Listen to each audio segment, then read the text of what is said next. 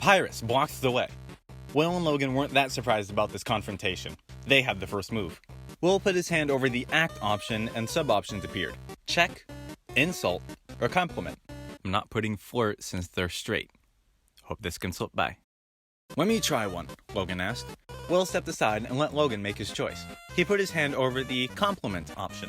Papyrus, you're the coolest skeleton ever, he said. What? Complimenting? So you finally reveal your ultimate feelings. Well, I'm a skeleton with very high standards, Papyrus exclaimed. I can make spaghetti, Logan replied. Oh no, you're meeting all of my standards. I guess this means I have to hang out with you? Let's hang out later, after I capture you. After he finished his sentence, he sent some bones toward the two humans. Even without moving that much, they missed. The voice spoke again. Papyrus is thinking about what to wear when he hangs out. May I handle this one? Logan asked. Sure, why not? Will replied. Logan proceeded to select the check option. Will heard the voice speak again, but he noticed Logan looking around in a sudden panic. The voice spoke to him as well. Papyrus, 8 attack, 2 defense. He likes to say, nyeh. Papyrus then proceeded to say, like the voice said. Logan stepped back while Papyrus sent his attack again. Do you hear that voice? Logan asked. Yeah, I've been hearing it for a while. How else would I have known that you couldn't lift that spaghetti? It told me it was frozen to the table, Will replied with a calm voice. Wow, you're calm about this. I've dealt with it for a while. I'm just used to it. And shouldn't you be fighting right now? Oh, right. Logan didn't have that many options left for act. He didn't want to insult him. He already checked the stats, and he couldn't really think of another compliment. So he just moved to the mercy button and pressed spare. So you won't fight? Then, let's see if you can handle my fabled blue attack, Papyrus exclaimed. He then sent bones at the two humans again with higher accuracy and with the blue color to them. Logan remembered the thing about blue stop signs, so he stayed still. Will copied him, and they were both completely fine. Suddenly, the two humans felt like they were being dragged down. They took notice that their souls changed color to a dark blue. From behind them, a bone knocked them off their feet. The HP bar then read 17 out of 20 for the damage dealt. You're blue now. That's my attack, Papyrus exclaimed, and then proceeded to laugh with his trademark. Logan and Will stood up, ready for what came next. Logan selected the spare option again, and Papyrus began to think to himself. I wonder what I should wear, he said before sending more bones at the humans. They had to put more effort into dodging the attacks since they were blue. Logan continued to select the spare option, and then commented on what Papyrus said. What was that? He asked. What? I'm not thinking about that hanging out thing, he defended before sending more bones. The two humans both dodged all the bones successfully, with some close calls. But Logan went back and selected the compliment option. Hey, you look like a cool dude, he said. The voice then spoke again. Papyrus is too busy fighting to compliment back. Yeah! Don't make me use my special attack, Papyrus exclaimed before sending more bones at the humans. Logan saw that complimenting wouldn't work after what the voice said, so he went back to the spare option. I can almost taste my future popularity, Papyrus said to himself before attacking with more bones. Logan and Will did their best to avoid them, but one blue bone caught Logan off guard and dropped his HP to 14 out of 20. Logan continued to select the spare option, and Papyrus kept daydreaming while attacking with even more bones. Papyrus, head of the Royal Guard! Papyrus, unparalleled spectator! And none will be very proud of me. The king will trim a hedge in the shape of my smile. My brother will... Well, he won't change very much. I'll have a lot of admirers, but... Papyrus began to trail off a bit. But? What's wrong? Logan asked after avoiding his attack. Will anyone like me as sincere as you? Papyrus continued as he sent more attacks. Someone like you is rare, and hanging out might be kind of hard after you're captured and sent away. Papyrus had a look of dismay on his face. Logan felt sympathy for him. He continued to select the spare option. Papyrus snapped himself out of it and continued attacking. Ugh! Who cares? Give up! He said before sending more bones towards Logan and Will. Give up or face my special attack! The humans did their best to avoid Papyrus's attacks, and Logan continued to spare him.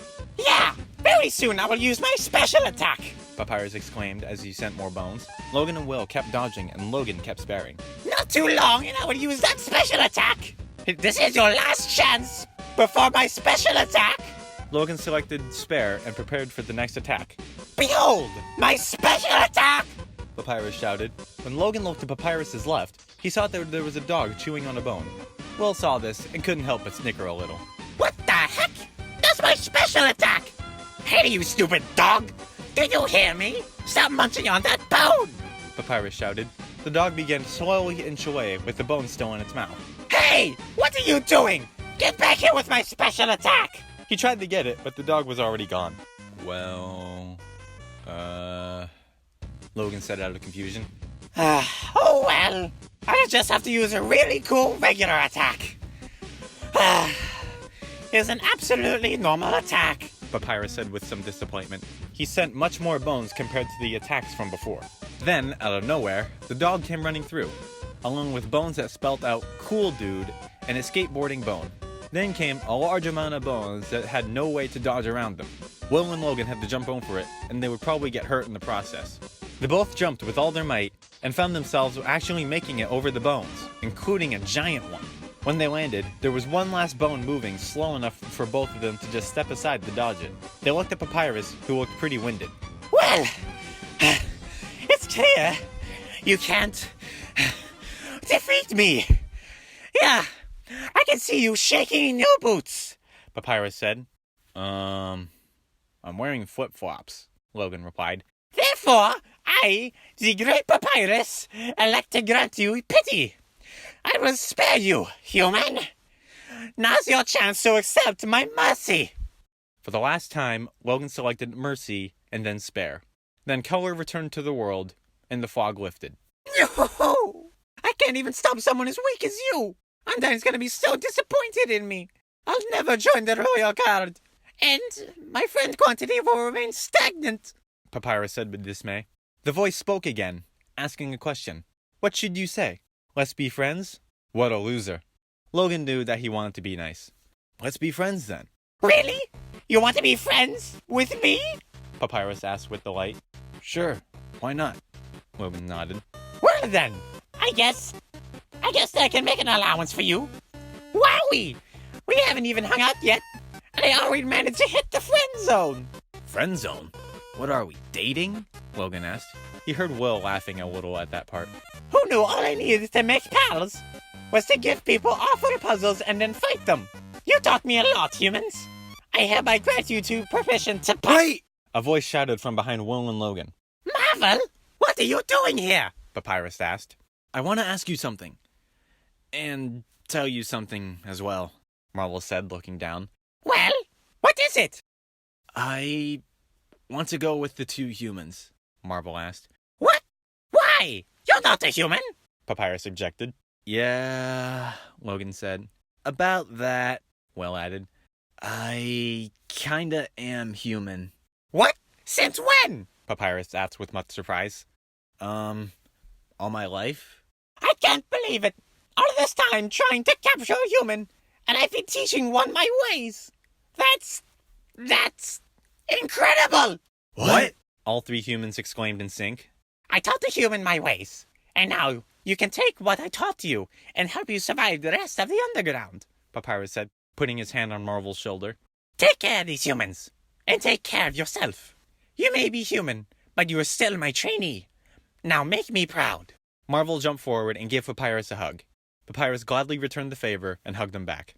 Ahem! Papyrus stepped back. I hereby grant you 3 permission to pass through, and I'll give you directions to the surface. Continue forward until you reach the end of the cavern. Then, when you reach the capital, cross the barrier, Papyrus said. Barrier? Will asked. That's the magical seal trapping us all underground.